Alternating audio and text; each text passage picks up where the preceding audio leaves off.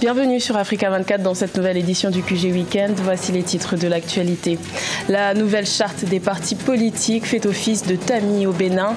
Les dossiers de plusieurs formations politiques ont été jugés non conformes et ce à quelques semaines des élections législatives. L'opposition monte au créneau.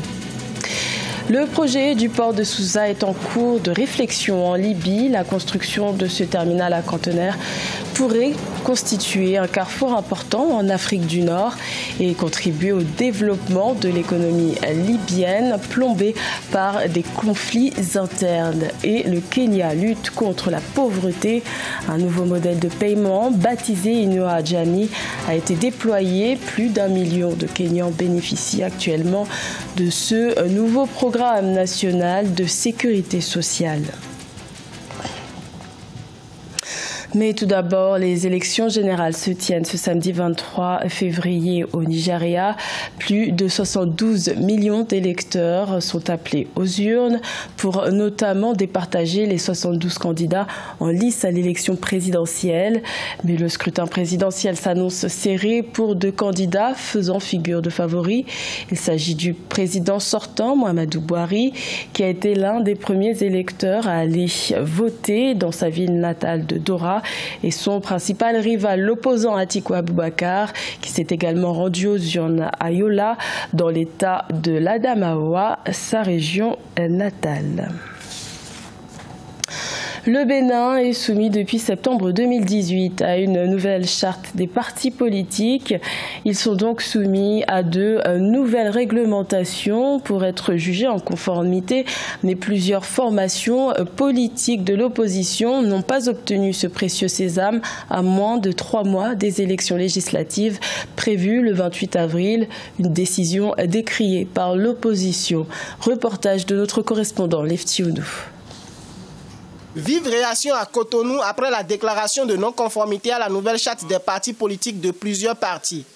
À travers des correspondances datées du 20 février 2019, le ministère de l'Intérieur a informé les partis concernés dont Force Cori-Point Bénin Émergent FCBE, Restaurer l'Espoir et l'Union Sociale Libérale que leurs dossiers de mise en conformité ne sont pas réguliers. Conséquence, ils se refusent de leur décerner le certificat de conformité. Chers compatriotes, notre démocratie est fortement en danger. Entre autres raisons, il est reproché aux 3 partis de l'opposition d'avoir fourni des listes de membres fondateurs qui n'ont pas pris part à la création des partis. En outre, il est fait grief à l'USL d'avoir choisi Sébastien Ajavon comme président d'honneur alors que ce dernier est condamné à une peine infamante. Selon les acteurs de l'opposition, ces observations du ministère de l'Intérieur ne figuraient pas dans les remarques à eux notifiées dans la correspondance du 8 février 2019. Nous sommes dûment enregistrés. Nous n'avons même pas un récépissé provisoire, c'est définitif. Et nous avons publié ce récépissé définitif. Nous l'avons publié au journal officiel du 15 décembre 2006. Pour rappel, les majeures parties de la mouvance ont obtenu leur certificat de conformité. Le dépôt des dossiers pour les législatives a démarré jeudi 21 février 2019 et s'achèvera le 26 février. Une rencontre entre les acteurs de l'opposition et le président de la République est annoncée lundi 25 février 2019. Également dans l'actualité, le président soudanais Omar el-Béchir a annoncé ce vendredi 22 février le limogeage du gouvernement. Il a également décrété l'état d'urgence dans tout le pays. Ces décisions sont une manière pour le chef de l'État de reprendre la main sur le pays. En effet, depuis le 19 décembre 2018, le Soudan est secoué par un mouvement de contestation inédit, du jamais vu depuis l'entrée en fonction du président Omar el-Béchir en 1989. La Libye veut profiter de sa situation géographique stratégique dans les transports maritimes malgré les conflits internes qui minent l'économie du pays. Les autorités libyennes ont accepté de soutenir le projet de construction d'un terminal à conteneurs situé près de Souza. Mais les archéologues craignent que les sites historiques ne soient endommagés. Vina Loda. L'un des plus grands ports d'Afrique du Nord devrait bientôt voir le jour en Libye. Le pays compte signer un contrat de 35 ans avec une société américaine, un contrat portant sur la construction et l'exploitation du port de Souza, une région autrefois occupée par les anciens Grecs. Je pense que c'est un bon emplacement. Il n'est pas proche des sites historiques et ne gâche aucune antiquité. Ce port est également à 5 km de la porte principale de Sousa. L'eau est très profonde et il n'y a pas de complexe de logement à proximité pouvant être dérangé par le port. Ce port représente une véritable aubaine pour l'économie du pays. En dehors du pétrole, la Libye a peu d'activités économiques fructueuses, même en important du lait. Le port pourrait créer 2500 emplois, mais les archéologues craignent la dégradation de certaines ruines grecques de classe mondiale. Notre plus grande crainte concernant ce projet est que lorsque la route s'étendra de la ville de Sousa à la ville de Tokra, elle traversera les sites historiques de la ville de Ptolémaïs, rare ville de l'époque ptolémaïque. Il faudrait détourner la route autour de la montagne, ce qui la maintiendrait à environ 1 km de la ville. De cette façon, le site resterait protégé afin d'éviter toute violation. Le financement du projet du port de Sousa se fait grâce à un partenariat public-privé. Avec ce port, la Libye vise une meilleure exploitation de son littoral, de son emplacement privilégié en Méditerranée, pour devenir un pôle commercial majeur entre l'Afrique et l'Europe. La République du Congo a adhéré à l'initiative pour la transparence dans les industries extractives en 2004. Son 9e rapport a été publié le 20 février en conférence de presse à Brazzaville.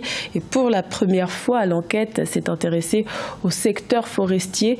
Plus de détails dans ce reportage de notre correspondant Defa Panzou. Le 9e rapport ITIE publié par le Congo couvre la période allant du 1er janvier au 31 décembre 2016. Les exportations du secteur extractif ont généré 2077 milliards de francs CFA avec 93,9% provenant des hydrocarbures et 652,8 milliards de revenus dont 97% provenant du pétrole. Ce 9e rapport de l'ITIE inclut pour la première fois le secteur forestier. Le gouvernement de la République a demandé une extension dans la production de son rapport. Pour la première fois, dans un document de ce niveau, on donne les chiffres des investissements qui sont faits dans le domaine pétrolier. Selon les autorités, ce rapport a révélé des avancées significatives, notamment la divulgation des coûts pétroliers, des données sur les ventes des parts d'huile de l'État. Toutefois, la faible participation des entreprises extractives dans le processus de rapportage de données, soit 10 sur 70, et l'absence de déclaration certifiée par un auditeur externe constituent encore des limites à surmonter. Pour la participation, pourquoi il y a eu 10, que 10 c'est principalement justifié par le délai très serré dans lequel le rapport il a été préparé. On a eu les chiffres, mais il n'y a pas eu la certification pour quelques-unes. L'incapacité de production de ce rapport au 31 décembre 2018, de manière théorique, faisait en sorte que le Congo soit suspendu. Le 9e rapport ITIE Congo a impliqué 70 sociétés extractives, dont 31 sociétés pétrolières, 20 sociétés forestières et 19 sociétés minières et 9 administrations publiques. Au Kenya, le gouvernement met tout en œuvre pour lutter efficacement contre la pauvreté et pour cela, il a déployé en décembre 2018 un nouveau modèle de paiement baptisé Inua Jamii, un programme national de sécurité sociale destiné notamment aux personnes les plus fragiles comme les orphelins ou encore les personnes fortement handicapées. Nathalie Mo.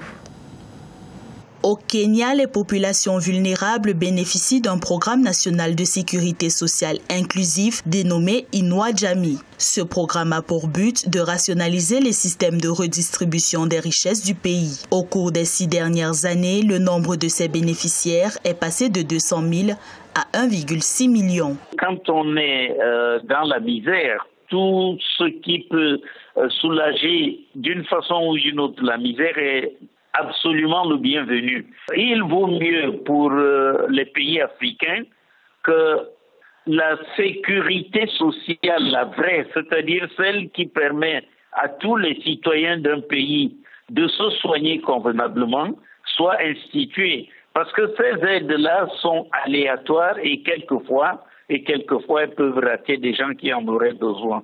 Depuis sa création en 2013, 33 milliards de shillings ont déjà été alloués au programme d'inclusion socio-économique du Kenya. Désormais, les partenaires au développement du Kenya s'engagent à soutenir cette initiative. 320 millions de dollars de l'Association internationale de développement et du département du développement international y seront investis en 2019.